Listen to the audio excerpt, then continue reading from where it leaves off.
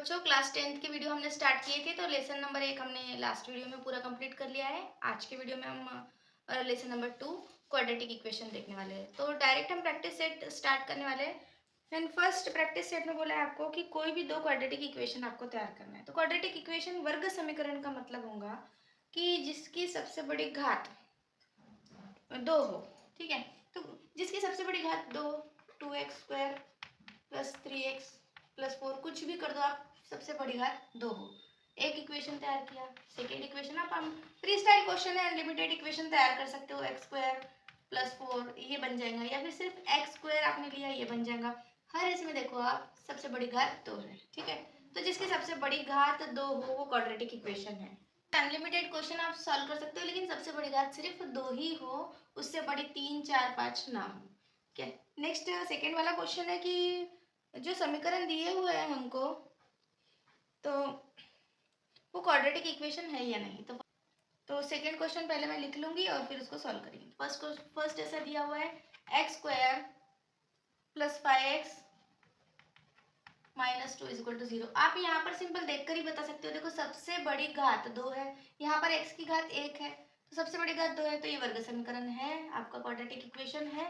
तो आप लिख लो सिंपली यहाँ पर वर्ग समीकरण है, या फिर it is quadratic equation. Then second वाला है y² is equal to 5 minus 2। ठीक है, तो अभी सॉरी 5y माइनस 10 है, मैंने गलती से पहले लिख लिया 5y माइनस 10। तो यहाँ पर देखो आप इसको सिर्फ स्ट्रक्चर में डालो, ax² plus bx plus c। इस स्ट्रक्चर में अगर आप डालोगे तो ये ऐसा बन जाएगा। देखो y² माइनस 5y प्लस 10। इस स्ट्रक्चर में आपको डालना होता है ax plus b ax² plus bx plus c is equal to 0। इसमें आपको डालना होता है। तो पहला जो पद होगा वो वर्ग वाला होगा, और सेकेंड वाले में कोई घात नहीं होगी, मतलब एक की घात होगी, एंड थर्ड वन अचल पद होगा। तो देखो अचल पद मैंने इसमें डाल दिया, और सबसे बड़ी घात देखो यहाँ पर भी 2 है, तो ये भी वर्ग समीकरण है।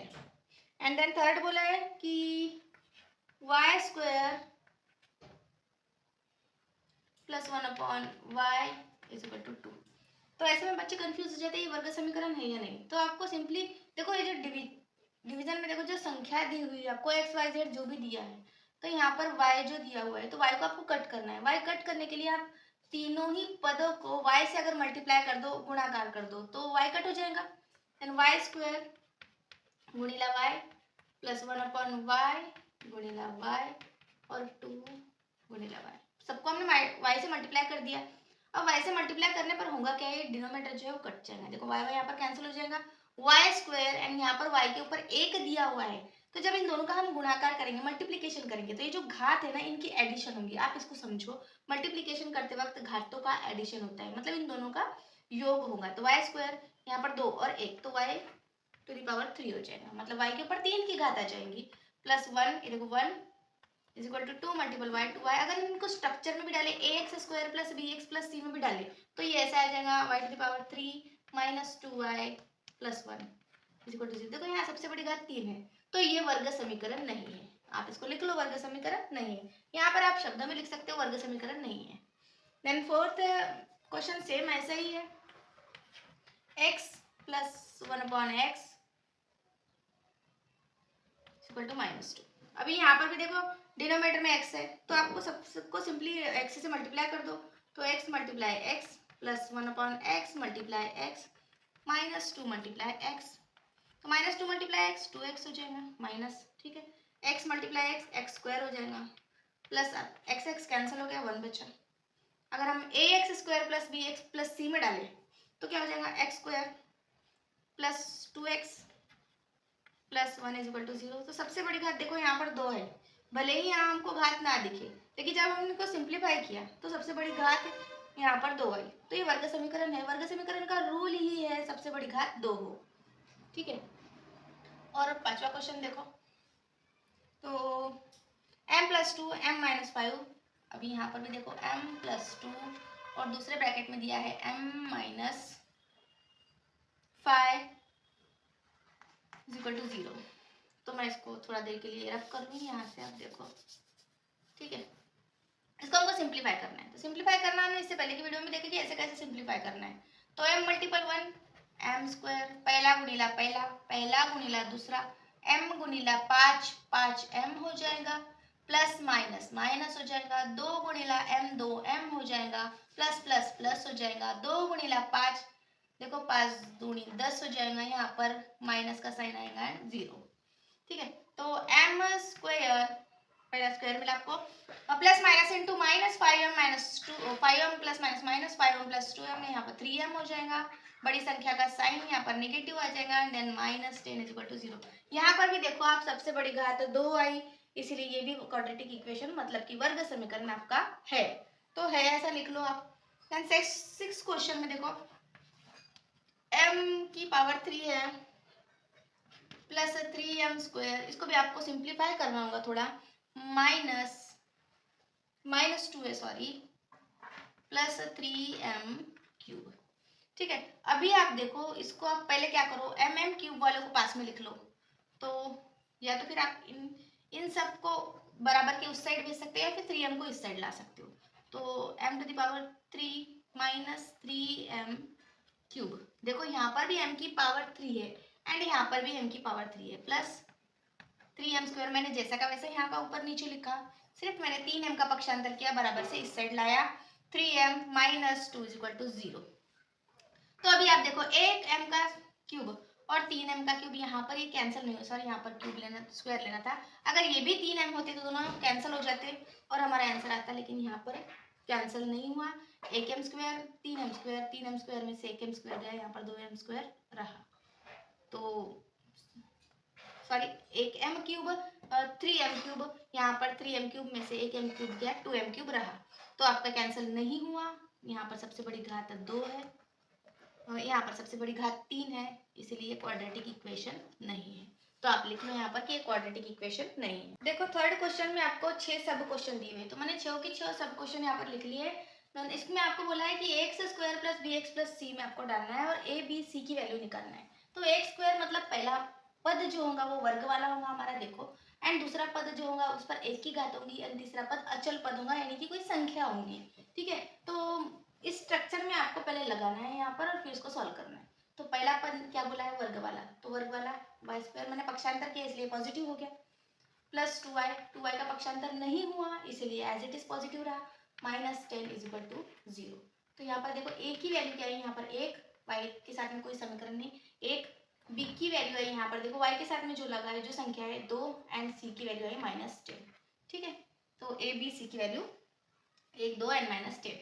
अभी दूसरा वाला देखो आपको कैसा करना है, तो इसको सिंप्लीफाई करना है। देखो यहाँ पे x ब्रैकेट का वर्ग दिया है, तो पहली संख्या का वर्ग प्लस 2 गुणिला पहला गुणिला दूसरा मतलब 2 गुणिला x गुणिला 1, तो 2x आ जाएगा, प्लस दूसरी संख्या का वर्ग मतलब 1 का वर्ग, देखो ये निगेटिव संख्या है तो यहाँ पर निगेटिव आएगा माइनस, ठीक है, निगेटिव वाला a माइनस बी ब्रैकेट का स्क्वायर फार्मूला लगेगा यहाँ पर is equal to 2x plus 3x square पहला आ जाएगा, ठीक है, यहाँ पर 1 का स्क्वायर 1 ही आएगा, तो माइनस 2x और माइनस 2x जब इधर आ जाएगा तो माइनस 2x और माइनस 2x, 3 इधर बराबर के इस साइड आ जाएगा बराबर 0, तो x square minus 2x minus 4x minus 3 is equal to 0। तो एक करना है, देखो आपको x square plus b x plus c में पहले डालना है, तो एक्स स्क्वायर प्लस 5x, अभी यहाँ पर देखो ब्रैकेट के बाहर चिन्ह है तो हम चिन्ह का गुणाकार कर लेंगे, माइनस माइनस इंटू प्लस 3 हो जाएगा, minus minus into plus x हो जाएगा। अभी फिर से हम इनको एक्स स्क्वायर में लगाएंगे, एक्स स्क्वायर प्लस 5x, तो देखो ये एक्स इधर आ जाएगा तो माइनस एक्स हो जाएगा, 3 बराबर के इस साइड आ जाएगा तो माइनस 3 हो जाएगा। देखो हमने a x square plus b plus c में लगाया तो ए की वैल्यू देखो यहाँ पर कितनी आएगी, यहाँ पर देखो ए एक्स स्क्वायर आ गया ए एक्स स्क्वायर में, अब यहाँ पर देखो बी एक्स एक्स वाले दो हम इनको सिंप्लीफाई करेंगे, x square plus minus into minus plus 4x minus 3 is equal to 0। तो ए की वैल्यू आई यहाँ पर 1, एक्स के साथ कोई संख्या नहीं है तो 1 है, बी की वैल्यू आई 4 एंड सी की वैल्यू आई -3। क्वेश्चन में शायद यहाँ गलत ले लिया तो नेगेटिव, तो ये माइनस प्लस इंटू ये माइनस हो जाएगा और यहाँ पर जाकर प्लस आ जाएगा एंड हाँ ठीक है, यहाँ पर 3 प्लस था, गलती से मैंने माइनस ले लिया था, यानी यहाँ पर पॉजिटिव हो जाएगा और सी का पक्षांतर यहाँ पर होगा तो ये पॉजिटिव होगा, सी की वैल्यू +3 आ जाएगी। ठीक है, फोर्थ क्वेश्चन में देखो, फोर्थ क्वेश्चन भी आपको ऐसे ही करना है, 3m स्क्वायर पहला वर्ग वाला पद होगा, minus 2m square, m square के पास आएगा, देखो m स्क्वायर का पक्षांतर किया तो माइनस हो जाएगा, +9 इज इक्वल टू 0। अभी आप देखो 3m² और 2m², 3m² में से 2m² गए, 1m² बचा प्लस 9 इज इक्वल टू 0। अभी यहाँ पर देखो आप b पद प्रेजेंट नहीं है, स्क्वायर वाला पद है, bx वाला नहीं है, तो आप उसको प्रेजेंट कर लो। 3m का वर्ग प्लस 0m, ठीक है, 0m प्लस 9। जो पद एब्सेंट हो आप उसको 0 लेकर के ले सकते हो।